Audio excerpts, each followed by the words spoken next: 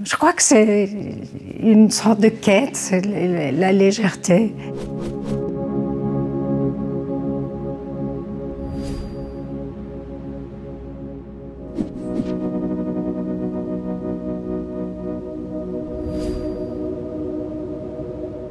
J'ai choisi des calames de plumes qui sont blanches, parfois un peu transparentes, et qui accrochent bien les rayons du soleil. Selon qu'on emploie une plume d'une façon ou d'une autre, il peut y avoir des vibrations, des frémissements, des choses comme ça. Et alors, moi, j'exploite tout ça, je détourne la plume et je crée parfois des impressions de forêt ou de fourrure. Et puis c'est aussi un matériau résistant, malgré qu'il ait l'air fragile. Il est quand même très résistant. Et puis il y a des façons tellement diverses de le travailler.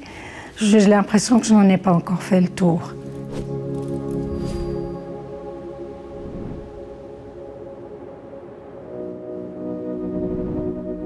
Le nuage a une forte charge poétique, il est libre, il ne connaît pas les frontières, donc il y a aussi quelque chose d'universel à travers ce sujet.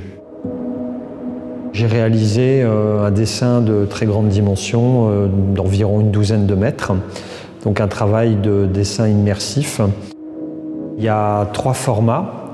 Il y a un diptyque, un triptyque et un polyptyque, donc en référence au nombre d'or qui est le nombre parfait qu'on trouve dans la nature.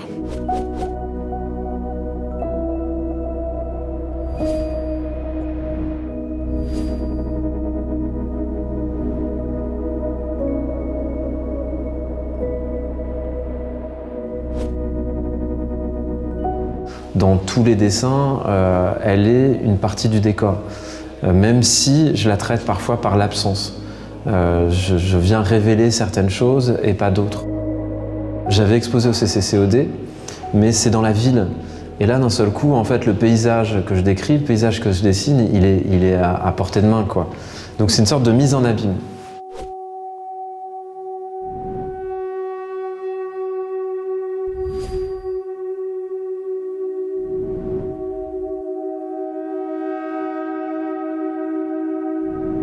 C'est une sorte de chronique que j'écris ou que je dessine. Il se trouve que c'est ma vie, à la fois c'est pas ma vie, c'est-à-dire que la personne que je connais le mieux, que j'embête le moins en faisant ce travail-là, c'est moi. On crée à partir de ce qu'on connaît, de ce qu'on est. Donc c'est un avatar, il est une sorte de projection de ma pensée dans mes dessins.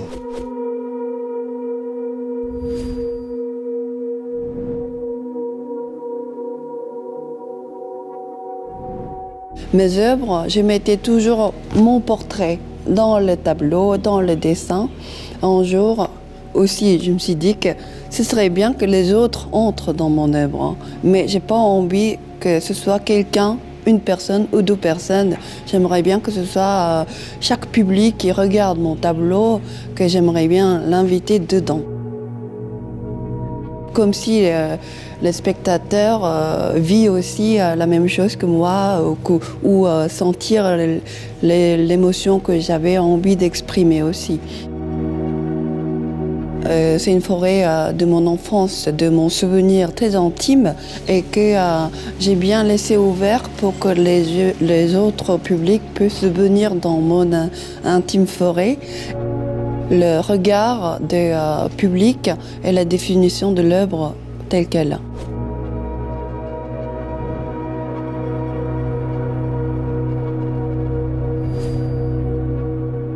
C'est un monde onirique. Je voulais figurer un peu une forêt enchantée qui vient surgir du plafond pour envahir le sol, un peu comme la forêt pousse dans la chambre de Max. Dans Max et les Maxi-Monstres, une histoire pour les enfants de Maurice Sendak, qui était clairement une source d'inspiration pour cette proposition. La céramique, comme médium, véhicule cette histoire des arts décoratifs. Mon travail fait beaucoup référence à la décoration d'intérieur, de l'époque Rothkai notamment.